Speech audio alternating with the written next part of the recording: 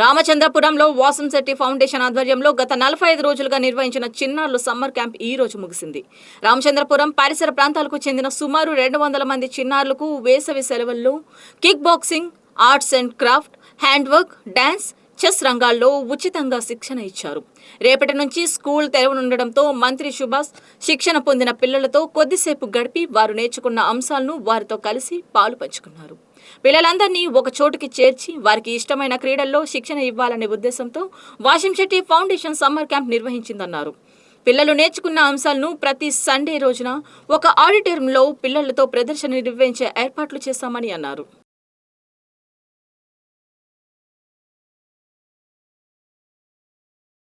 సుమారు 45 రోజుల పాటు ఈ సమ్మర్ క్యాంప్లో డ్యాన్స్ కానీ, చెస్ కానీ, అలాగే ఆర్ట్ అండ్ క్రాఫ్ట్ కానీ, హ్యాండ్ రైటింగ్ కానీ, అదేవిధంగా కిక్ బాక్సింగ్ కానీ, కరాటే కానీ ఇవన్నీ కూడా పిల్లలకి ట్రైన్ చేయడం జరిగింది. ముఖ్యంగా ఒకటే ఉద్దేశం, ఎక్కడో చోట ఒక క్యాంప్ నిర్వహించాలి. పిల్లలందరినీ ఈ సమ్మర్ ముఖ్యంగా ఏదో దాంట్లో వాళ్ళకున్న ప్రావీణ్యతను బట్టి, వాళ్ళకున్న ఇంట్రెస్ట్ని బట్టి వివిధ 6 బ్లాక్స్ కింద చేసి వాళ్ళకి డిఫరెంట్ కిక్ బాక్సింగ్ అని, చెస్ అని, హ్యాండ్ రైటింగ్ అని ఇవన్నీ కూడా నేర్పించడం జరిగింది. 45 రోజులు కూడా వీళ్ళతో పాటు వీళ్ళ తల్లులందరూ కూడా వచ్చి వీళ్ళు ప్రోత్సహించడం జరిగింది. సుమారు 200 మంది పిల్లలు రావడం జరిగింది. అలాగే 6 ట్రైనర్స్ ముఖ్యంగా కిక్ బాక్సింగ్లో కానీ అవి నిహారిక ట్రైన్ చేయడం జరిగింది. అలాగే డ్యాన్స్ కానీ, డ్యాన్స్లో భాను, పవన్ హరి వీళ్ళందరూ కూడా డ్యాన్స్ ట్రైన్ చేయడం జరిగింది. ముఖ్యంగా దీన్ని చంద్రబాబు నాయుడు గారు